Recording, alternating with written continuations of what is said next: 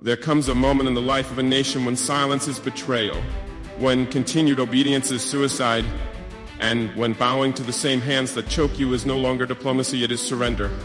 My name is Captain Ibrahim Traoré. I do not speak with the polish of career diplomats. I do not wear the cologne of multinational boardrooms. I was not trained in Washington nor groomed in Geneva. I speak from the battlefield where my people bleed and the soil remembers. I speak for a nation that has long been treated like a debtor's prison. And today I speak directly to the International Monetary Fund, not with trembling hands, but with a voice rooted in centuries of African pain and now African awakening. For too long, the IMF has posed as a benevolent doctor prescribing economic treatment to sick nations. But what we've learned, what we've suffered, is that your medicine often kills the patient. Your loans arrive with smiles, but they are poisoned arrows wrapped in contracts. You speak of stabilization, but you deliver strangulation. You speak of reform, but what you really mean is obedience to models built in foreign labs never meant for African soil. But we are not your laboratory. We are not your experiments. We are not pawns in your economic chess game. Burkina Faso and the whole of Africa is waking up. And when we wake, we do not ask for permission to breathe. You see, I come not to beg for cancellation. I come not to plead for relief. I come to tell you what no African leader has dared say loudly enough. We no longer accept economic policies that reduce our people to beggars. While our gold lines the vaults of the West, we no longer dance to the rhythm of conditionalities that gut our public services, cripple our farmers, and force our youth into exile. We no longer accept being told that good governance means handing over our national wealth to foreign firms with smiling consultants. So today we begin a new conversation, not one between debtor and lender, but one between equals. Between nations, between truth and falsehood.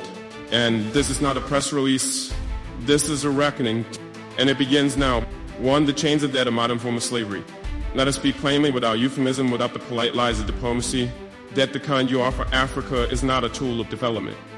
It is not a bridge to prosperity. It is a shekel. It is modern slavery, dressed in suits and spreadsheets. We call it structural adjustment.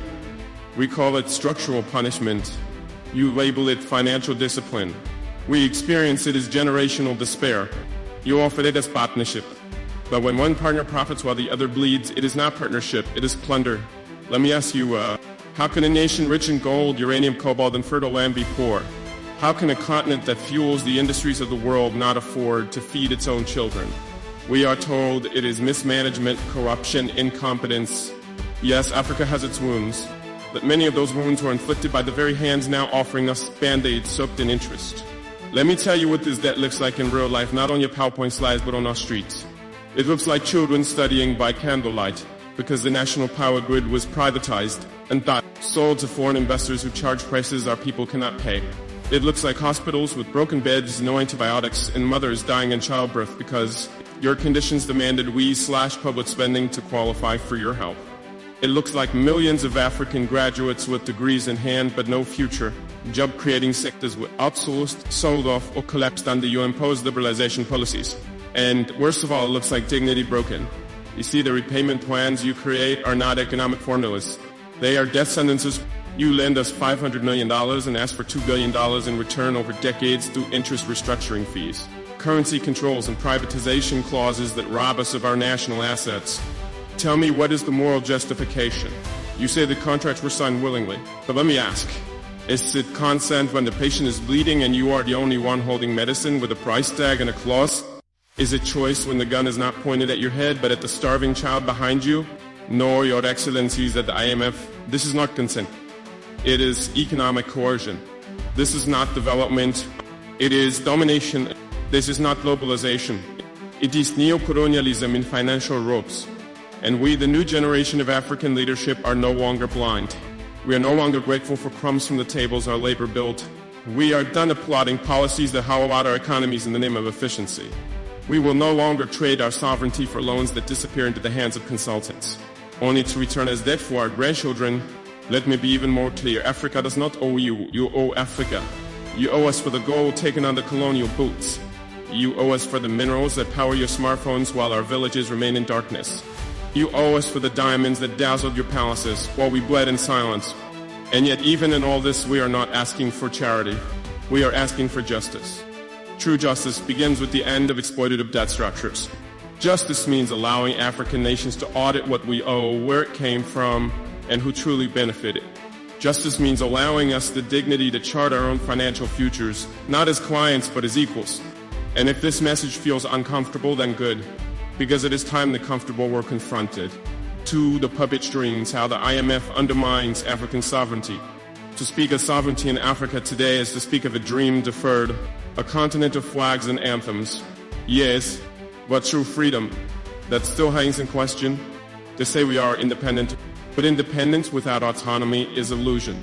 And few institutions have done more to blur that line between self-rule and subjugation than the International Monetary Fund. You do not govern us, yet you draft our budgets. You do not vote in our elections, yet your approval determines whether our economies collapse or breathe. You claim neutrality, yet the ink of your influence runs deep in the laws we pass, the leaders we appoint, in the limits of our own ambition. This is not financial aid. This is political engineering. You arrive with briefcases and blueprints, not bombs, but the damage is often the same. Behind your technical language lies a silent weapon, conditionality. It begins politely. Cut subsidies, liberalize your markets, devalue your currency.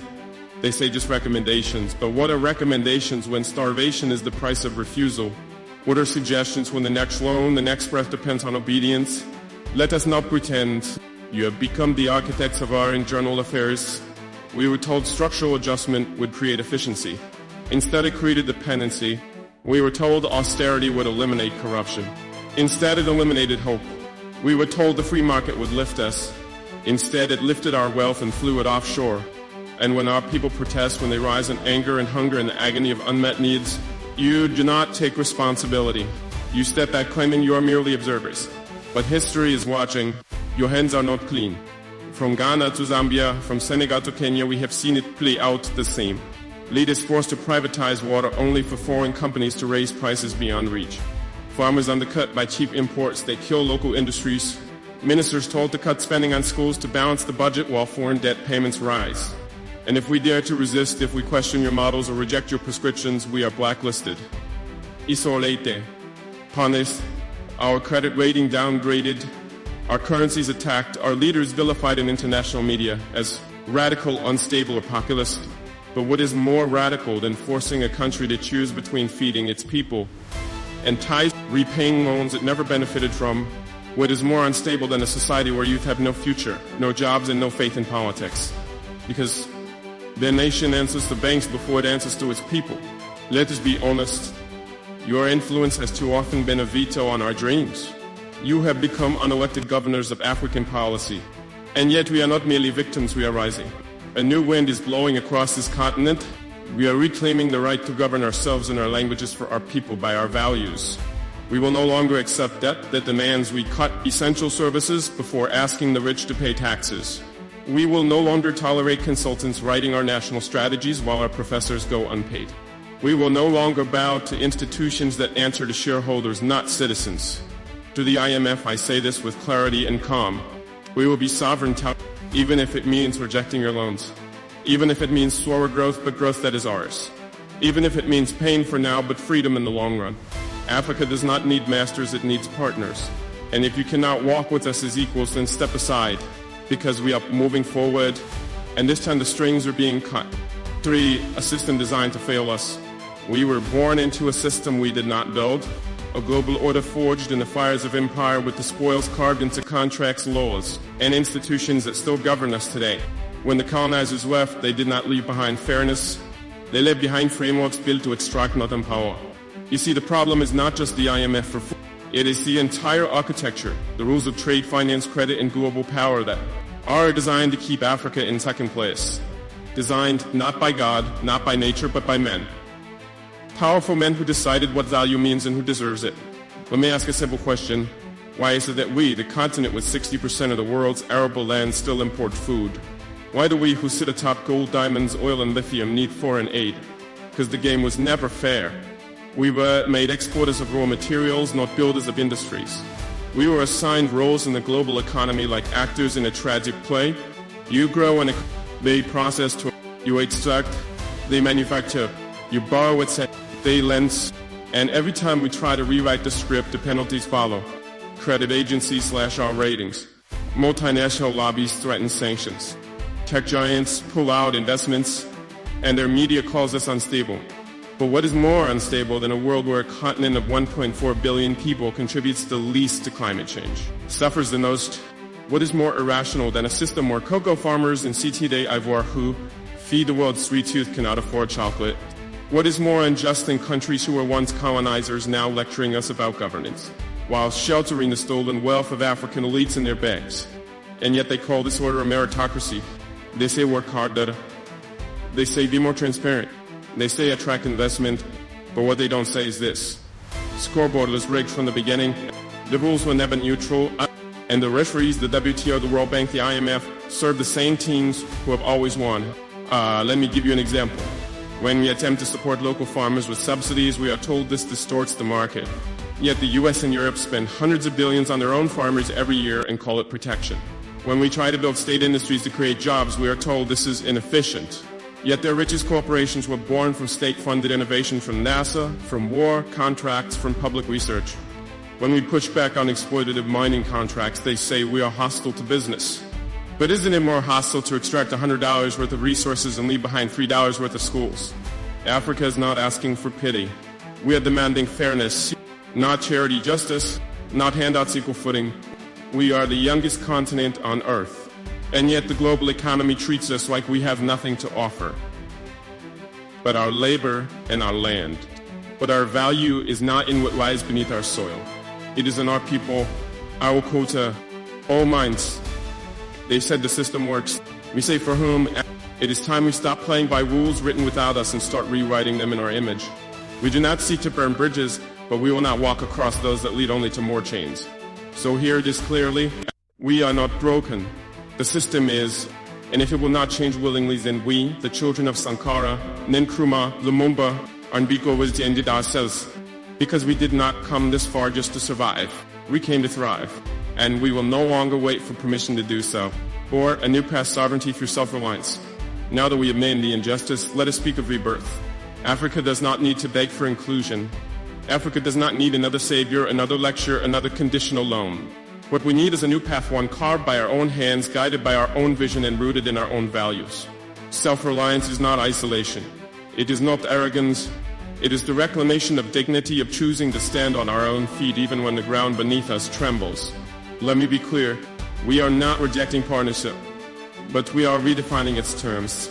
For too long, partnership has meant dependence. It has meant waiting for approvals, for grants, for loans, while our people starve and our youth flee across the seas.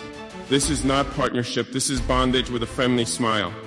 So we must build differently. And it starts with 5 principles. 1, feed ourselves first. No nation is truly sovereign if it cannot feed its people. How can we speak of independence when a drought in another land dictates the price of bread in ours? We must invest in agriculture, not as a tool of survival, but as a pillar of power. From seed sovereignty to irrigation, from cooperative farming to agro-processing, Africa must rise from subsistence to abundance. Let every village become a fortress of food security. Let every farmer become a nation builder. To educate, to liberate. The most dangerous weapon colonialism left behind was not the gun. It was the syllabus, a curriculum that teaches us about foreign kings but not our own heroes, that praises foreign philosophers but ignores African science, innovation, and wisdom.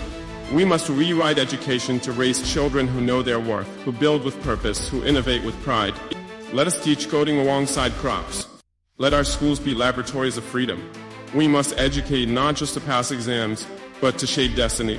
We produce raw materials leave Africa. Finished products return 10 times the price. This is therefore in the mask of trade. We must process, manufacture, and innovate locally. It is not enough to own the mines. We must own the means to refine, package, and profit. We must support African businesses, protect our infant industries, and end the addiction to imports. This is how we create jobs. This is how we keep wealth in our borders. Let the world come to buy from Africa, not just to take. For unite or perish. A fragmented Africa is a weak Africa. We cannot negotiate with the world as 54 scattered voices. We must integrate economically, politically, and technologically. Let us build railroads that connect Lagos to Dakar, data centers that protect our knowledge, and defense alliances that protect our peace. ECO, JAVOS, SADC, AU, they must evolve from clubs of diplomacy to engines of collective action. No single African nation can stand alone, but together we are a giant. 5. Trust our people. Too often our leaders trust foreign advice over local wisdom. They fly thousands of miles to ask questions their own communities have already answered. But the solutions are here in the hands of our youth, our women, our elders. Let us fund local innovation. Let us amplify village voices. Let us believe that the mechanic in Ouagadougou and the coder in Kigali are just as brilliant as any consultant in Paris. We will not be free until our own people are trusted to lead the future. My brothers and sisters, we are not building a copy of the West. We are building Africa, our Africa. We are not chasing the old dreams of others. We are daring to dream anew. Self-reliance means we may stumble. It means we will make mistakes. But those mistakes will be ours, and in them we will learn to rise. There is no savior coming. The savior is already here in our hands. Our hearts are unity. Let us stop waiting. Let us stop blaming. Let us begin. Not tomorrow. Not after the next summit. Now, Africa will not rise through speeches alone.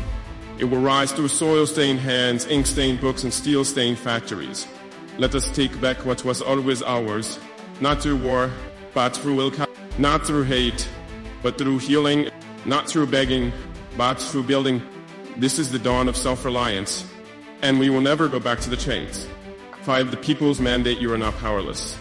To my beloved people, young and old, urban and rural, educated and unschooled, you are not powerless.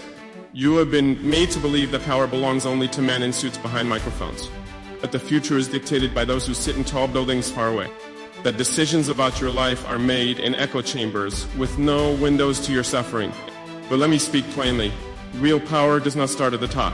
It starts at the bottom.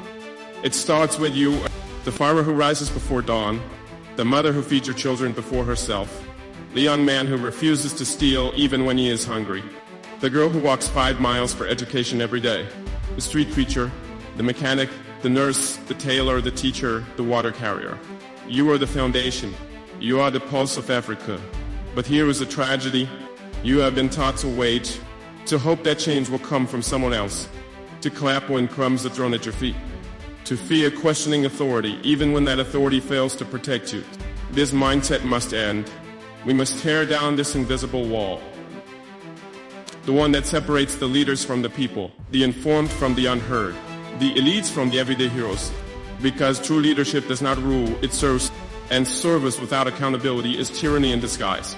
Why the system prefers you powerless.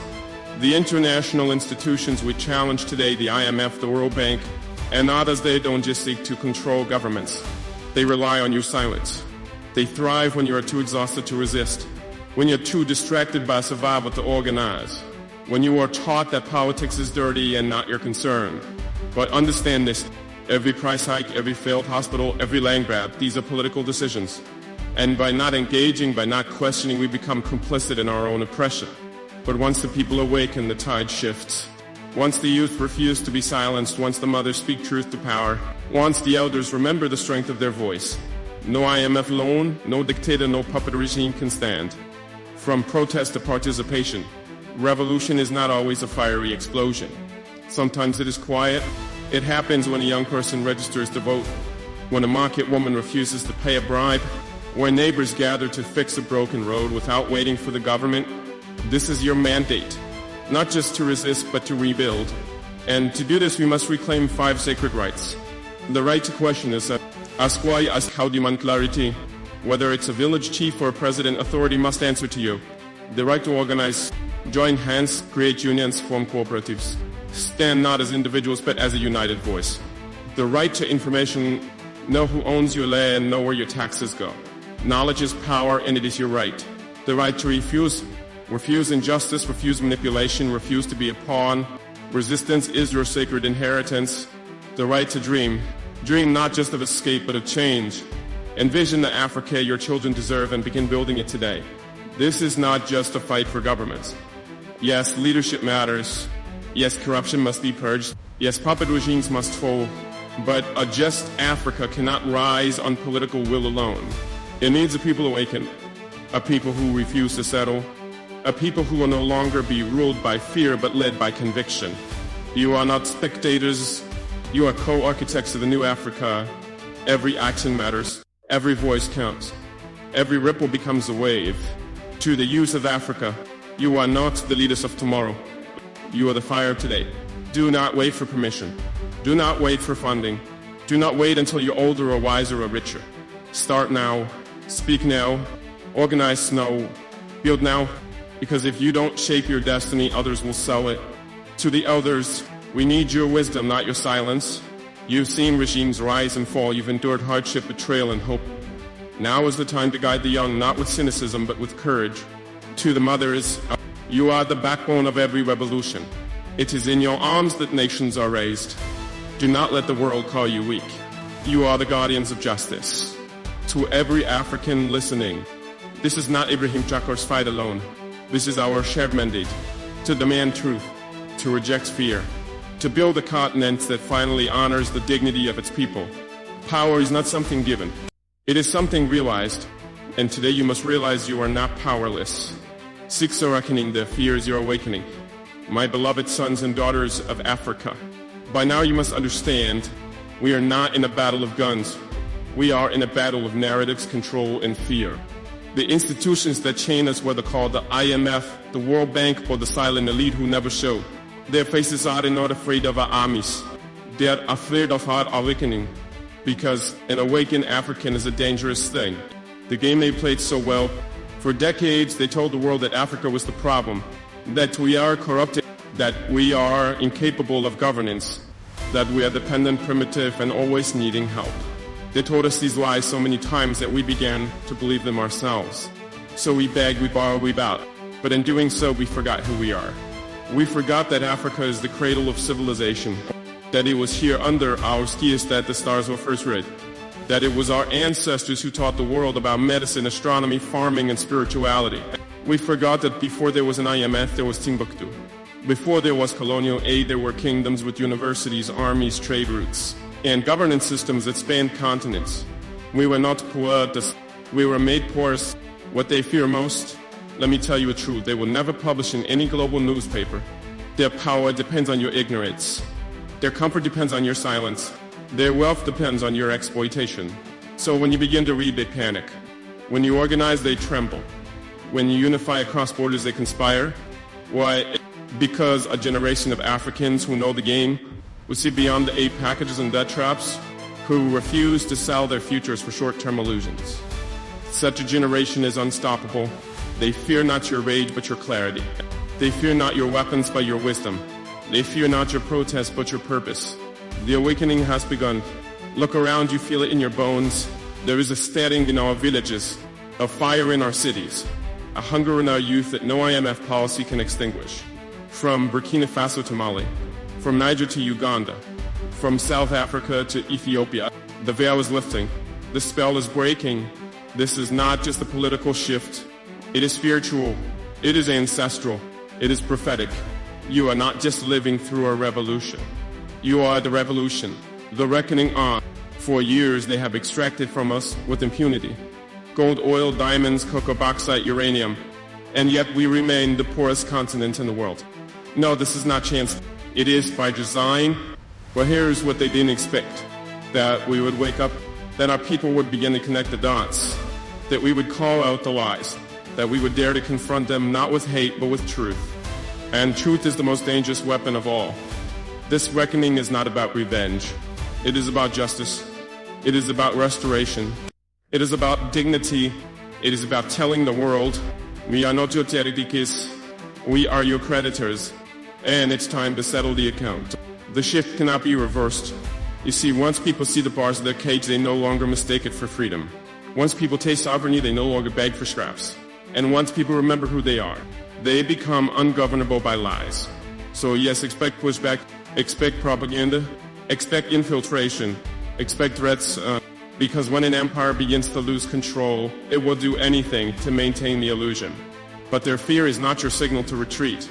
It is your confirmation you are doing something right. This is your time.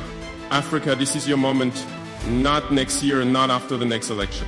Now, you don't need permission, you need purpose. You don't need saviors, you need strategy. You don't need pity, you need power. the kind that is rooted in unity, history, and unwavering truth. Let every African leader know, if they do not serve the people will rise. Let every foreign investor know, if they come to exploit, they will be exposed. And let every African youth know, your time has come. You are the nightmare of those who built empires off our silence. You are the dream of your ancestors finally awake. You are the warning and the prophecy fulfilled. The chains are breaking, the masks are falling. The reckoning is here, and their fear is seen. It is your awakening. We have entered the age of African reckoning. To every young African listening to the sound of my voice, to every elder who kept the truth alive in whispered stories, to every mother who prays over empty plates with unshaken hope, to every child who walks barefoot through dusty roads, dreaming of something greater. Hear me clearly now. The age of African reckoning has begun. Not with violence, not with hatred, but with truth, with clarity, with resolve forged in the fire of centuries of injustice. We are not begging anymore. We are not negotiating for scraps from colonial tables.